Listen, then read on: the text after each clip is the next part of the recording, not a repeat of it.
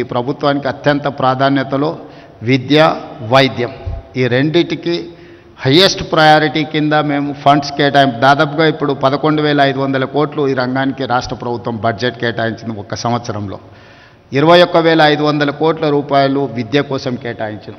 So నేను ముఖ్యమంత్రిగా బాధ్యత చేపట్టిన తర్వాత పేదలకు ఉచితంగా వీలైనంత మేరకు వైద్యాన్ని అందించాలి, పేదలకు నాణ్యమైన విద్యను అందించాలనే ఒక ప్రాధాన్యత క్రమాలు పెట్టుకొని మేము ముందుకు వెళ్తున్నాం.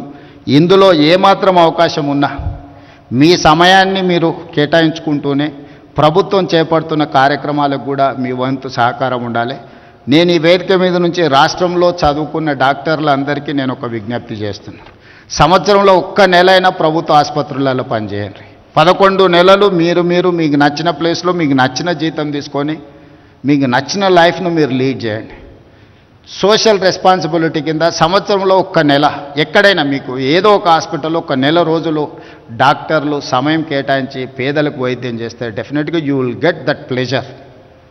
మనం ఒక వృత్తిలో మేము పబ్లిక్ లైఫ్లో ఉన్నప్పుడు చాలా రకాల పనులు చేస్తుంటాం, కానీ జాబ్ సాటిస్ఫాక్షన్ కోసం పర్సనల్ సాటిస్ఫాక్షన్ కోసం కొన్ని సెలెక్టెడ్గా కొన్ని పనులను ప్రత్యేకంగా సమయం కేటాయించి పని చేస్తూ ఉంటాం ప్రజాప్రతినిధులుగా. అదేవిధంగా నేను డాక్టర్లకు విజ్ఞప్తి చేస్తున్నా, సంవత్సరంలో ఒక నెల మీ ఇష్టం ఏ హాస్పిటల్లో ఏ నెలలు పనిచేస్తారో మీరు గవర్నమెంట్కి ఇండికేట్ చేయండి. నేను అధికారులకు చెప్పిన not only in Hyderabad, in Telangana, అమెరికాలో చాలామంది డాక్టర్లు ఉన్నారు. వాళ్ళ పేరెంట్స్ని చూడడానికో ఫ్యామిలీని కలవడానికో స్పెషలిస్టులు ఇండియాకు వస్తున్నారు. They wanted to serve something but they don't have any platform where to go, how to go, where to serve, when to serve. They don't have any information. That is why I have told my people to create a platform, ask them to put some information.